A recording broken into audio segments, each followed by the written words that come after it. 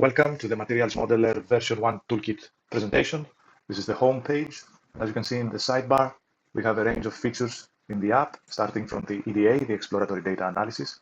In the sidebar, we can always upload our data, decide the missing percentage threshold we want to keep, and also the imputation method we want to follow.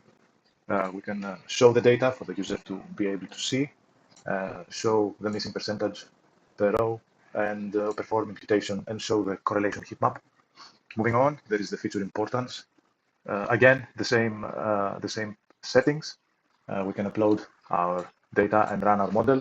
As the model is running, we will be able to see the individual feature importances per target parameter by clicking here, and we can toggle through all the performance parameters or show the grouped feature importances. In this case, we have two groups feature importances, the material parameters and the process parameters. This depends on our data.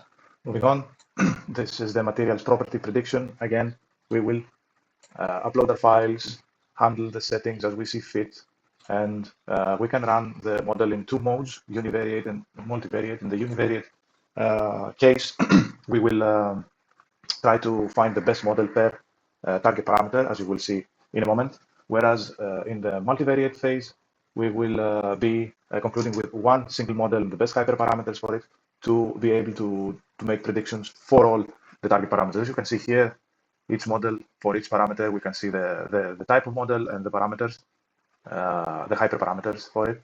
And when it finishes, we will be able to take a look at the metrics, as you can see here, for each the R-squared that is for each target parameter. So we can see how good our models are.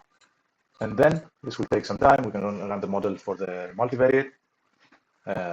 As I said previously, it will go through a big range of models, type of models, and again, a wide range of hyperparameters to be able to pick the best one that serves every target parameter overall. As you can see, as I said, it takes some time to run. So we will need some patience here. It's close to finishing, and it will show us the metrics and how good the model is overall.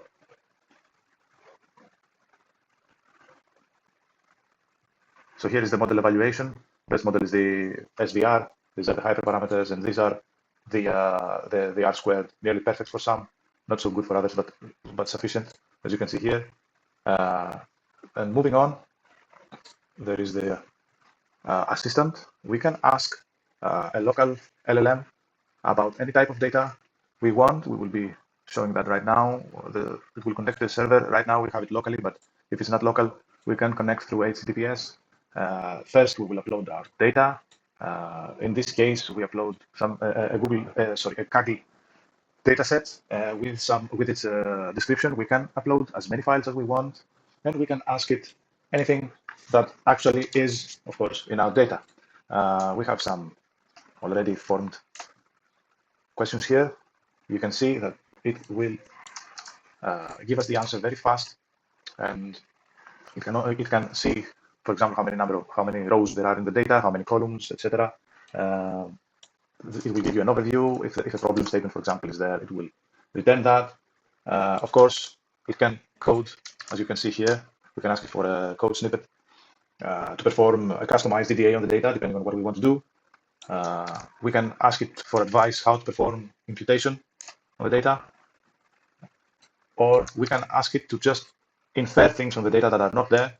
For example, what are the column names, and if we can infer anything about them. So it will try to do that. Of course, we have a disclaimer here. The responses are generated based on the data provided and combined with its general knowledge. As you can see, it's quite robust. You can use it if you want to ask anything about the data, but you cannot sift through the whole thing yourself. And this is just about it. We're actually right now implementing all this in one app. And this is just about it. Thank you.